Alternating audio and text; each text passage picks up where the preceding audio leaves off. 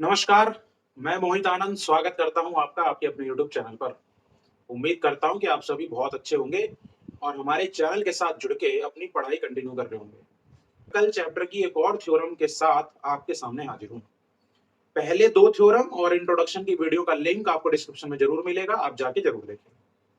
भाई हमारी जो ये थ्योरम है, ये थ्योरम कहती है कि the length of tangents drawn from an external point to a circle are equal.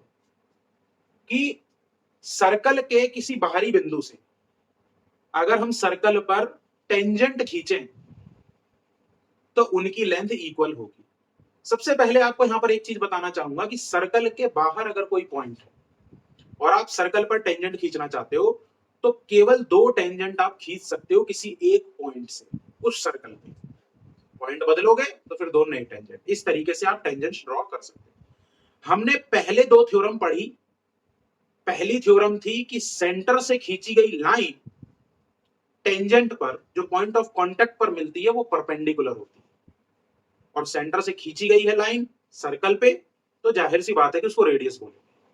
तो पहली थ्योरम से हमें ये पता चल गया कि रेडियस टेंजेंट पर परपेंडिकुलर होती है, जिसका इस्तेमाल अब हम इस थ्योरम में भी और आगे आने वाले क्वेश्चंस में करेंगे। दूसरी थ्योरम उसी का कन्वर्स थी पहले वाले का, जिसमें यह कहा गया कि अगर एक लाइन जो सेंटर से खींची गई है सर्कल पे वो परपेंडिकुलर है तो उस पॉइंट पर पॉइंट ऑफ कांटेक्ट से जो लाइन गुजर रही है वो टेंजेंट कहलाएगी। आज इस क्वेश्चन को, इस थ्योरम को प्रूफ करते हैं बिना किसी देरी के।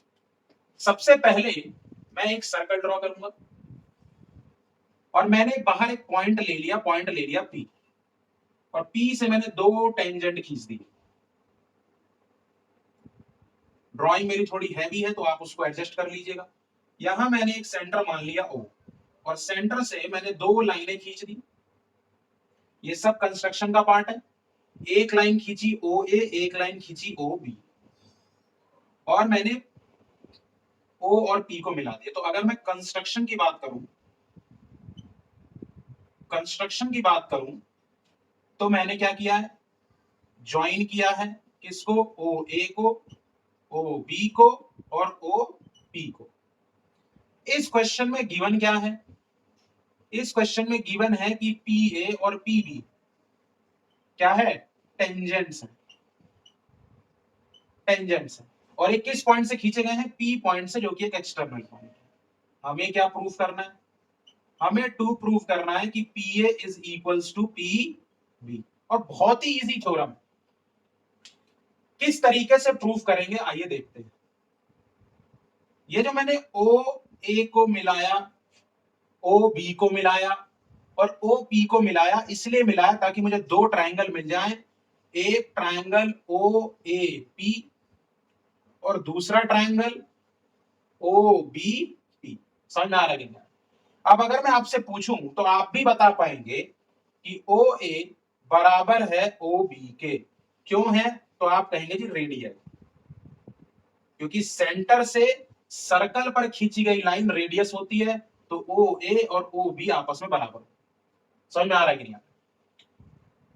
और क्या दिख रहा है, मुझे दिख रहा है कि दोनों ही ट्रायंगल में OP कॉमन है। OP क्या है, कॉमन। कॉमन मतलब उभयनिष्ठ, जो इस ट्रायंगल में भी है और इस ट्रायंगल में भी है, ये रहा OP। 2 चीजें तो मिल गई।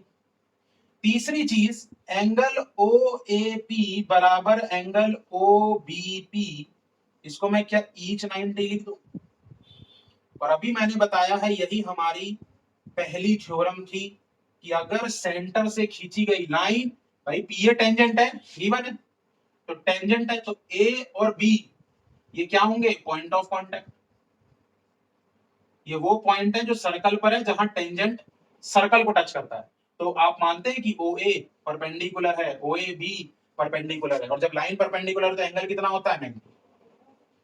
अब आप अगर यहां ध्यान से देखें तो आप पाएंगे कि ट्रायंगल OAP कॉन्ग्रेंट हो गया किसके, ट्रायंगल OBP के। कौन सी कॉन्ग्रेंसी लग गई, RHS कॉन्ग्रेंसी लग गई। RHS कब लगती है, राइट एंगल हाइपोटेनस और जब एक साइड हो जाए RHS लग गई। अब जैसे ही ट्रायंगल कॉन्ग्रेंट हुआ, जैसे ट्रायंगल क्या हुआ, कॉन्ग्रेंट, तो बताइए क्या मैं कह सकता हूं कि पी ए बराबर पीबी हो जाएगा? क्यों? By CPCT. ये आपको बिल्कुल ध्यान होना चाहिए क्योंकि ये 9वीं क्लास का कॉन्सेप्ट है। भाई सीपीसीटी का मतलब क्या होता है? सीपीसीटी का मतलब होता है corresponding parts of congruent triangle. यानी अगर दो ट्रायंगल को आपने कॉन्ग्रुएंट प्रूफ कर दिया या दो ट्रायंगल कॉन्ग्रुएंट हैं तो उनके कॉरस्पॉन्डिंग पार्ट्स इक्वल होंगे। और पीए इस ट्रायंगल का बेस, पीबी इस ट्रायंगल का बेस, दोनों एक दूसरे के कॉरस्पॉन्डिंग पार्ट, दोनों क्या हो गए?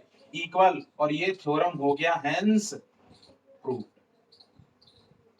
बिल्कुल सिंपल था। आपको देखते ही समझ में आना चाहिए कि कॉन्ग्रुएंसी अगर हमने लगा दी दोनों ट्रायंगल में और दोनों ट्रायंगल कॉन्ग्रुएंट हो गए तो दोनों में सीपीसीटी लगा के पीए बराबर पीबी हो जाएगा। और अब इसी थ्योरम से जो हमने कहा कि भैया एक्सटर्नल पॉइंट से खींचे गए दो टेंजेंट इक्वल होते हैं, इसी का इस्तेमाल तो हम अपनी थ्योरी में करेंगे जब हम क्वेश्चन को प्रूव करेंगे। उम्मीद करता हूं कि ये वीडियो आपको बहुत ही अच्छी तरीके से समझ आई होगी। अगर चैनल पर नए हैं तो सब्सक्राइब करना ना भूलें, बेल आइकन जरूर दबाएं ताकि रेगुलर वीडियो का अपडेट आपको मिलता रहे। मिलते हैं नेक्स्ट वीडियो में, तब तक ध्यान रखिए। धन्यवाद।